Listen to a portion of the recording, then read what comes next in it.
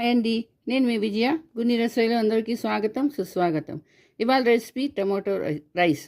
So సింపుల్గా ఎప్పుడైనా బద్ధకం అనిపించినా, లంచ్ బాక్స్కి టైం లేనప్పుడైనా ఇది సూపర్ టేస్టీగా ఉంటుందండి. ఎప్పుడైనా అన్నం మిగిలిపోయింది అనుకోండి, ఇది చాలా బాగా చేసుకోవచ్చు.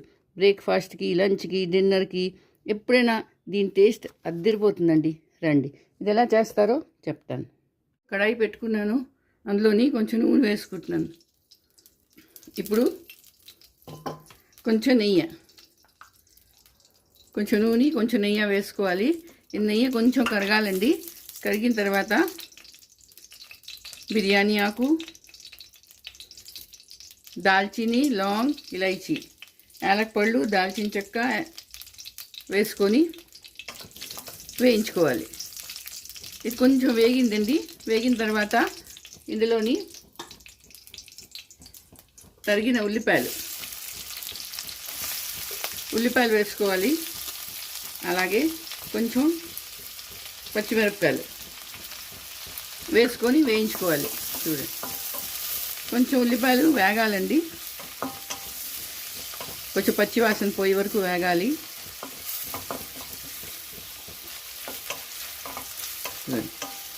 ఉల్లిపాయ వేగుతున్నాయి, అందులోనే అల్లం వెల్లుల్లి పేస్ట్ కొంచెం వేసుకొని వేపుకోవాలి. చూడండి, ముందు నుంచి గ్రైండ్ చేసుకొని టమాటాలు, పెద్ద 3 టమాటాలు 2 గ్రైండ్ చేసుకున్నానండి. అది పేస్ట్, టమాటా పేస్ట్ వేసుకోవాలి. వేసుకొని కొంతసేపు ఇంకా కలపాలి. ఇప్పుడు ఏం చేయాలంటే టమాటాలు 2 పెద్ద టమాటాలు తరుక్కున్నాను సన్నగాను, అది వేసేసుకోవాలి. వేసుకొని కలుపుకొని దీన్ని మూత పెట్టుకొని ఒక 10 నిమిషాలు ఇలాగా ఉడకనీయాలి. టమాటాలు కూడా మగ్గిపోయి ఎంత వేగం అయిపోయింది ప్రాసెస్ చూడండి.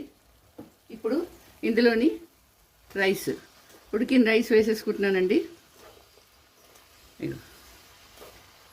చూడండి, వేసుకొని కలుపుకోవాలి. కలర్ చూసారా ఎంత బాగా వచ్చిందో. ఇది మీరు బాస్మతి రైస్తో చేసుకోండి, లేకపోతే మామూలుగా మనం రెగ్యులర్ తింటాం కదా ఆ రైస్తో కూడా చేసుకోవచ్చు. చాలా చాలా బాగుంటుంది.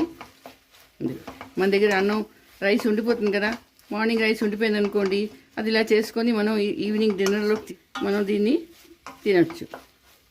చూడండి, చూసారా కలర్ చూసారా ఎంత బాగా వచ్చిందో, రెడ్ కలరు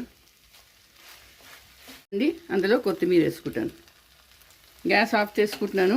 కొత్తిమీర వేసుకొని ఇప్పుడు దీన్ని బౌల్లోకి తీసుకుంటాను. రండి, టమాటా రైస్ రెడీ అయిపోయింది. ఇప్పుడు దీని మీద కొంచెం కొత్తిమీర వేసుకుంటాను.